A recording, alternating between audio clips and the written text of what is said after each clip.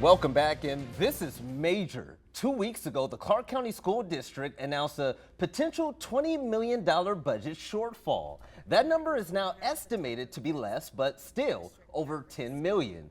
As the reason for the shortfall, the school district has pointed to increased salaries, lawsuits, and cybersecurity costs.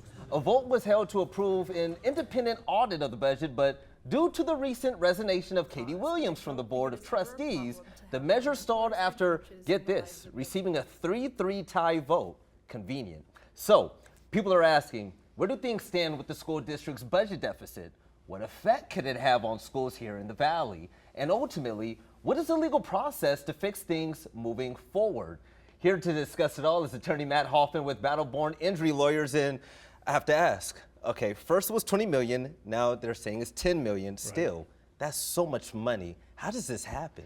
And that's a good question. I don't know. I mean, look at the saga that we've had with what a bad year for the Clark County School District.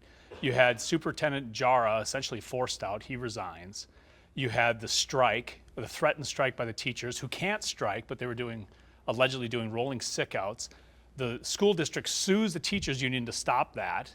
They finally reach a deal.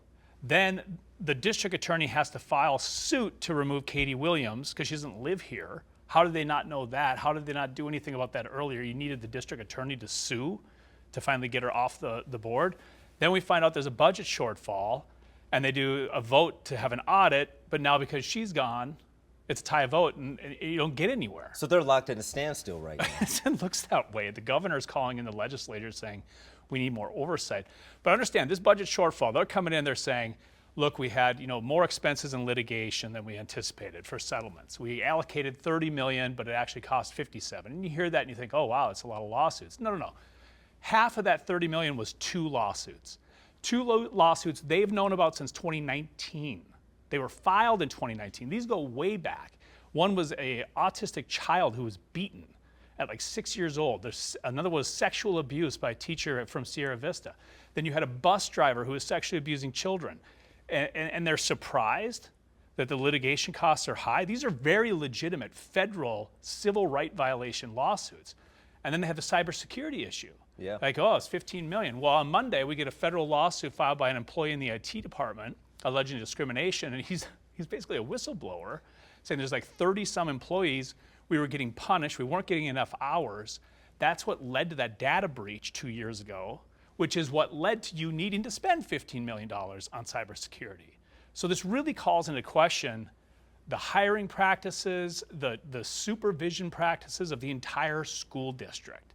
It's just, it looks like absolute chaos. Now I'm curious, with this 3-3 tying a vote and Katie resigning, I mean, this sparked a lot of controversy in the town, definitely, right? Right. So the question is, what's next? Yeah, and how does it affect kids, right? Exactly. So the good news is the school district has basically a rainy day fund. They have to by their own rules, and they estimate like $160, $170 million to set aside.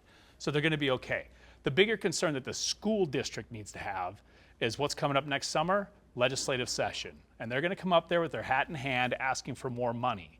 And I don't think it's going to be met with a lot of cheers. I think there's going to be hostility from the legislature demanding answers, demanding more oversight, and I think you're going to see a discussion come up again.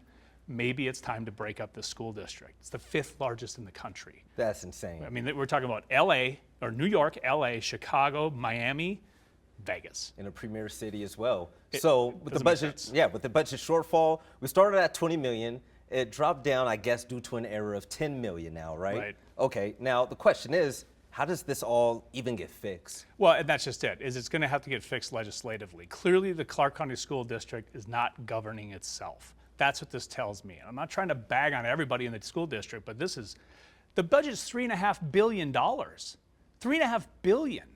And you couldn't balance the budget, and you're saying, well, we had these teacher raises. You had separate money for that, separate from your budget, just to be able to give those raises.